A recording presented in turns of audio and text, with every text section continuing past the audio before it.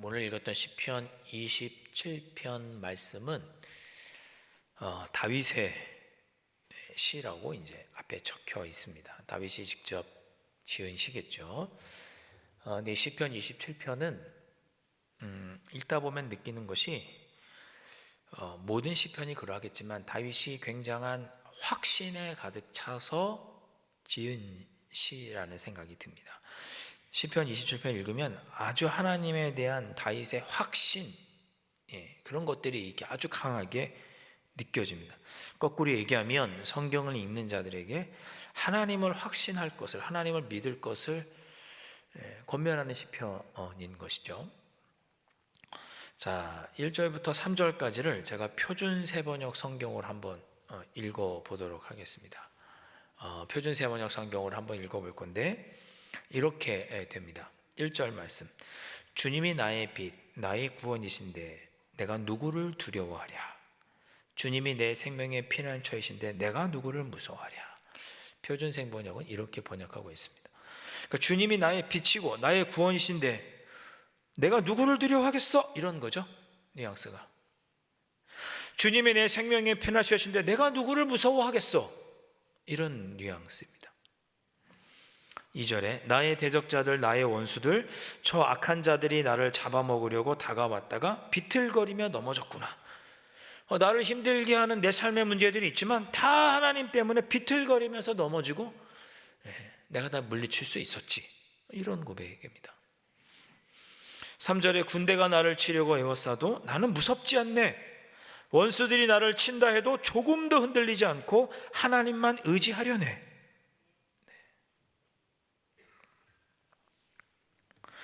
다윗이 지은 시라고 제가 말씀을 드렸잖아요. 다윗에게는 군대, 요새, 원수, 전제 이런 표현이 아주 익숙한 단어입니다. 시편 23편을 다윗이 지었죠. 자기가 목동으로 살았으니까 시편 23편에 양과 목자의 관계를 통해서 하나님의 돌보심과 사랑을 그가 잘 표현했죠. 시편 23편에서. 왜? 자기가 목자 생활을 해봤으니까 그걸 너무나 잘 아는 거예요. 그걸 잘 시편 23편에 표현을 했죠. 그런 것처럼 다윗은 평생 전쟁한 사람이거든요. 전쟁이 늘 가까이 있던 사람이에요. 사울 왕에게 10년 동안이나 쫓기면서 죽을 위기에 처해 있었고, 그러니까 그는 군대, 원수, 대적 이런 것들이 아주 일상적으로 피부에 와닿는 그런 사람인 거죠. 그러니까 자기의 삶을 비춰보니까 내 삶에 정말 전쟁이 가까이 있었고 나를 치려고 하는 사람들이 너무나 많이 있었고 원수들이 나를 둘러싸고 있었지만 결과적으로 다 그들이 나를 잡아먹으려 해도 다 비틀거리며 넘어졌는데 내가 누구를 두려워하며 내가 누구를 무서워하겠는가?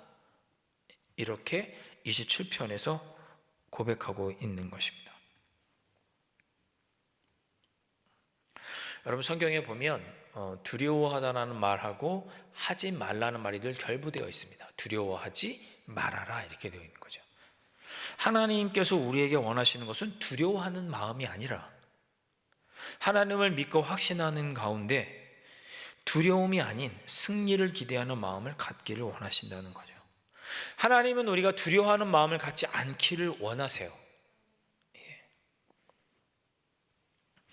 그러니까 이게 말이, 제가 늘 여러 번 말씀드리지만 우리가 하나님이라고 부르면서 두려워한다는 게 이제 뉘앙스가 이게 아이러니한 거죠. 하나님을 믿는데 왜 우리는 두려워할까? 하나님을 믿는데 왜 우리는 불평을 할까? 이게 언제나 아이러니가 있는 거죠. 하나님은 전능하신 분이고 다윗의 오늘 이 고백대로 하면 그는 빛이시고 구원이시고 피난처가 되시고 원수를 무찔러 주시는 분이신데 왜 두려워하느냐? 기독교 영성가들은 우리 그리스도인들이 두려워하는 이유를 여러 가지를 꼽아 보았습니다. 근데 그 중에 제가 3가지만 이야기를 드릴게요. 우리가 신앙 생활을 하면서도 왜 두려워하는가? 첫 번째는 상실에 대한 두려움입니다. 잃어버릴까 봐 두려워한다고 보았어요. 하나님이 내가 다 잃어버려도 하나님께서 우리를 여전히 돌봐 주실 것이고 잃어버렸어도 그것이 필요하면 다시 채워주실 것인데 왜 잃어버릴 것을 두려워하느냐? 이것이죠.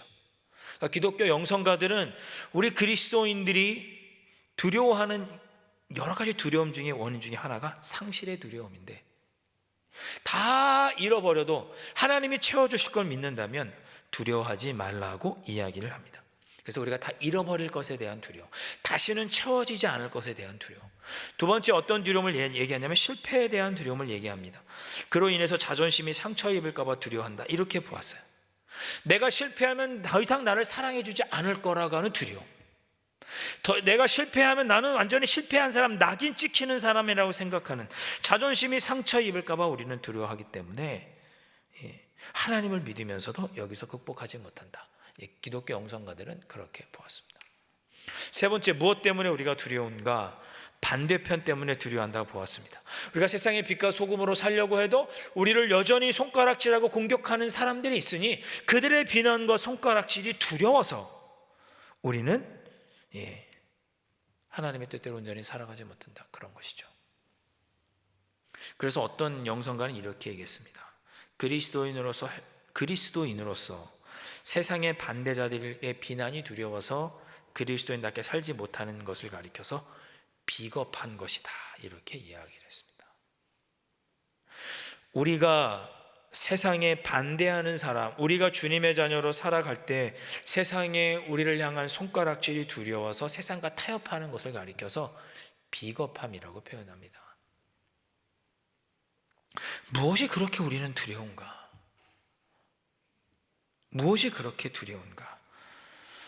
잃어버릴까 봐 두렵고, 실패할까 봐 두렵고, 반대편의 공격이 두렵고, 늘 우리는 그런 두려움 가운데 있는데 성경은 두려워하지 말라고 우리에게 말씀합니다. 두려운데 성경은 우리에게 두려워하지 말아라.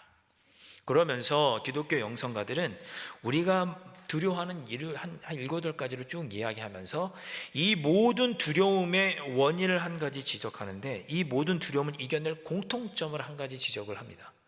한 7가지의 두려움, 우리가 이유를 쭉 이야기하면서 이 두려움을 이겨낼 그 8가지 모든 두려움을 우리가 이겨낼 수 있는 공통점이 한 가지 있는데, 그게 뭐냐? 그건 하나님에 대한 믿음이다, 하나님에 대한 확신이라고 기독교 영성가는 고백합니다.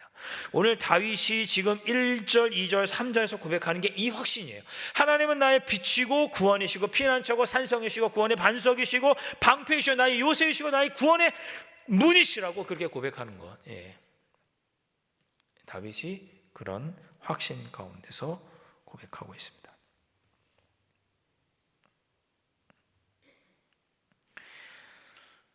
우리 모두가 두려워하지 않았으면 좋겠습니다. 제가 여기다가 설교 중에 써놨는데, 우리는 늘 번지 점프대 위에 서 있다는 느낌을 합니다.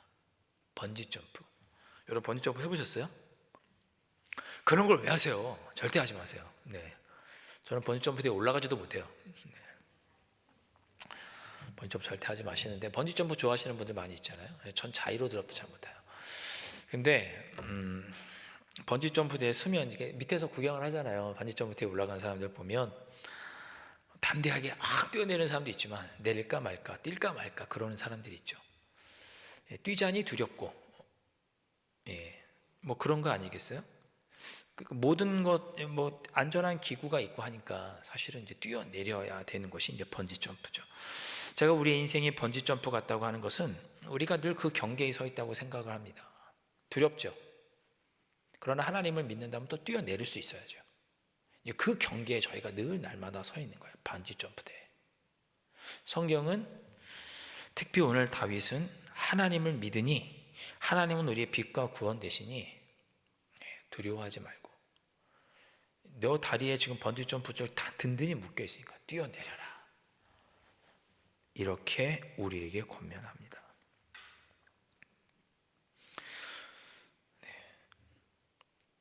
그렇다면 우리가 어떻게 두려움을 극복할 수 있을까? 우리가 하나님은 우리가 두려워하지 않기를 원하시는데, 그렇다면 우리는 어떻게 두려움을 극복할, 하나님을 향한 분명한 그 확신과 믿음을 우리가 어떻게 지켜갈 수 있을까? 4절, 5절, 6절에서는 뭐라고 말하는가? 하나님께 예배하라고 가르쳐 줍니다. 4절, 5절, 6절을 한마디로 하면 하나님께 예배하라는 뜻이에요. 어떤 상황 속에서 원수가 나를 둘러치고 있는 상황 속에도 하나님을 예배하라. 하나님을 예배한다는 건 뭐냐면 하나님의 임재를 경험하는 게 예배거든요. 하나님의 임재를 경험하고 하나님께 반응하는 게 예배죠. 저는 이거 조금 어려운 표현으로 말하면 하나님께서 우리에게 계시로 임하실 때 우리가 그것에 응답하는 것이 예배다, 이렇게 표현합니다. 하나님께서 우리에게 임재하시면 우리는 몸이 저절로 떨리고 두려울 수밖에 없어요. 그렇게 하나님의 떨림을, 하나님의 임재를 경험하고 하나님이 나와 함께 계시다는 것을 예배 안에서 하나님의 임재를 경험하면 하나님에 대해서 확신할 수 있으니 그 믿음을 가지고 담대하게 두려워하지 말고 살아가라, 이렇게 말씀하고 있는 거죠. 여러분 혹시 교회에 들어오시면 몸이 좀 떨리고 그러시나요? 혹시 밤에 혼자 이렇게 돌아보신 적 있으세요? 우리 끄떡이시는 분도 계시네. 네. 우리 끄떡이시는 분한테 물어볼까? 네. 밤에 혼자 이렇게 교회 오시면 어떠세요? 좀 무섭지 않으세요? 안 무서우세요? 믿음이 좋으신데. 네. 제가 그 고등학교 때 저희 이제 아버님 교회 개척하신 교회랑 사택이 붙어 있었어요. 그래서 고등학교 때 가끔 교회 밤에 이게 기도하러 올라갔거든요. 붙어 있으니까 한 층만 올라가면 되니까. 무서웠어요. 저는 기도하러 올라가면. 근데 또 무슨 얘기를 또 우리 그 교회 개척교회 권사님이 해주셨냐면, 조금 이건 여담인데, 권사님이 독특한 은사가 있으셨어요. 군인 가족이셨거든요. 근데 부인 권사님이신데 어떤 은사가 있으셨냐면 이거를 영적 분별하는 그게 있으셨어요. 그래서 이제 그러시는 거예요. 본인 간증을 하시는 거예요. 예배 시간에 자기가 군부대에 있는 교회를 갔는데 어느 날 갔더니 기도하는데 검은 것들이 창문에 더덕더덕 붙어 있더래요. 검은 게 이게 뭔가 그랬대요. 검은 게 교회에 덕지덕지 붙어 있더라는 거예요. 창문에 이렇게. 근데 저기 앞에 보니까 몇몇 사람들 어깨에도 이렇게 올라가 있더라는 거예요. 그래서 그분은 그걸 마귀라고 생각을 하고 그분에게 가서 딱 이렇게 등을 때리면서 기도해주고 교회 막 벽 때리면서 기도하고 그런 얘기를 예배 중에 간증히 하셨어요. 그 얘기를 듣고 제가 기도하러 올라갔는데 껌껌한 밤에 그냥 무서운 거예요. 갑자기 뭔가 더그덕거려도 지금 덕지덕지 붙어 있는 거 아니야? 지금 내 뒤에 막 있는 거 아니야? 또 불 켜면 되잖아요. 그럼 또 자존심이 있어서 불은 안 켜고 끝까지 이제 껌껌한 채로 기도하겠다는 거죠. 강대상에서. 여러분 교회는 신성한 곳이에요. 여러분 여러분 저 교회 문을 들어오는 순간 우리는 세속과 신령한 곳을 우리는 분리가 되는 거예요.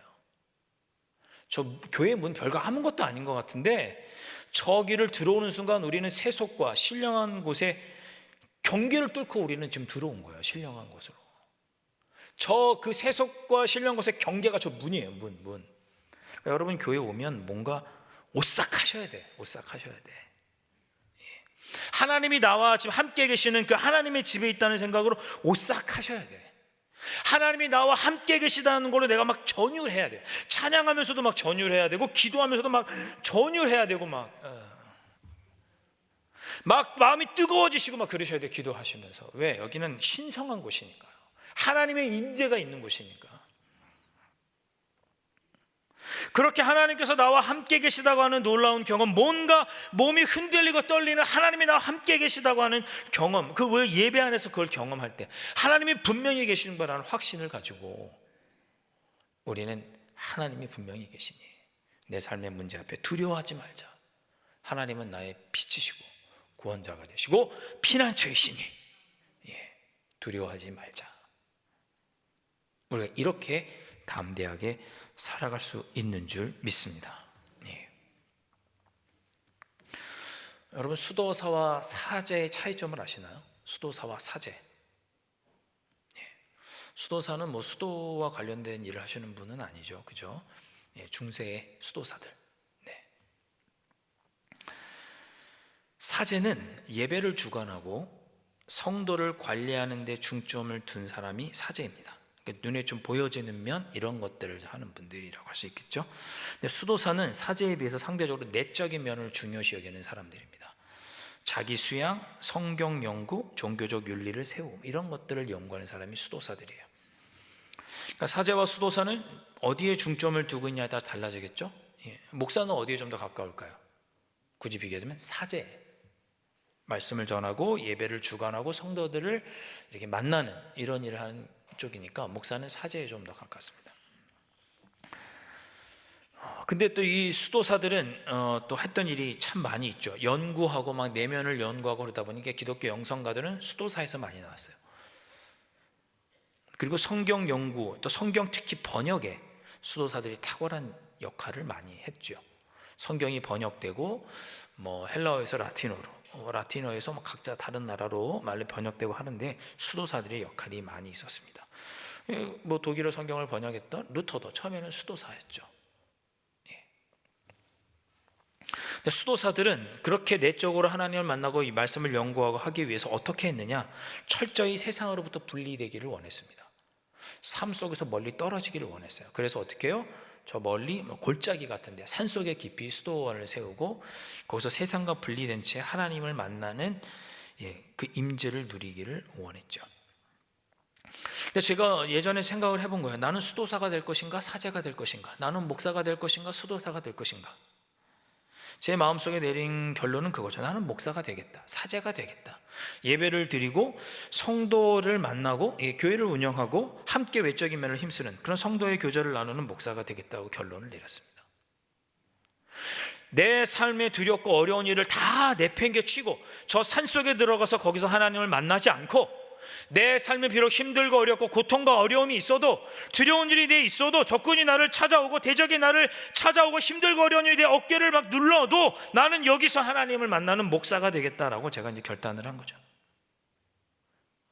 여러분들도 똑같은 결단을 하실 수 있었으면 좋겠습니다. 삶의 힘들고 어려운 문제를 다 내팽개치고 떠나서 하나님을 만나는 것이 아니라 여러분의 힘들고 어려운 삶의 그 자리에 계심에도 불구하고 그 자리에서 하나님의 임재를 경험함으로 말미암아 하나님에 대한 강한 확신을 가지고 삶의 어려운 문제도 담대하게 두려움 없이 나갈 수 있는 그러한 삶을 살아갈 수 있는 그런 여러분들이 되실 수 있기를 주님의 이름으로 축원드립니다. 그런 담대함과 그런 다짐을 고백한 것이 시편 27편 1절부터 6절의 말씀입니다.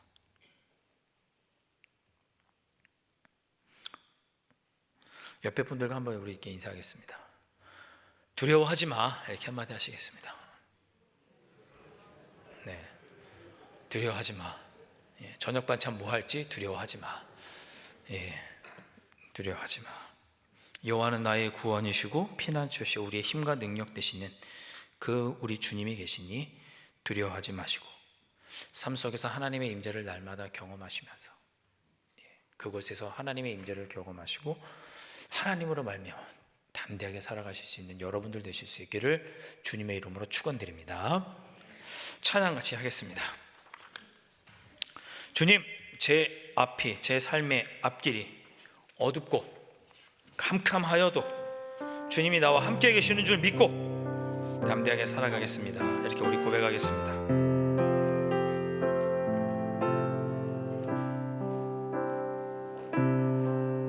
우리 좀 박수 치면서 신나게 찬양할까요? 네.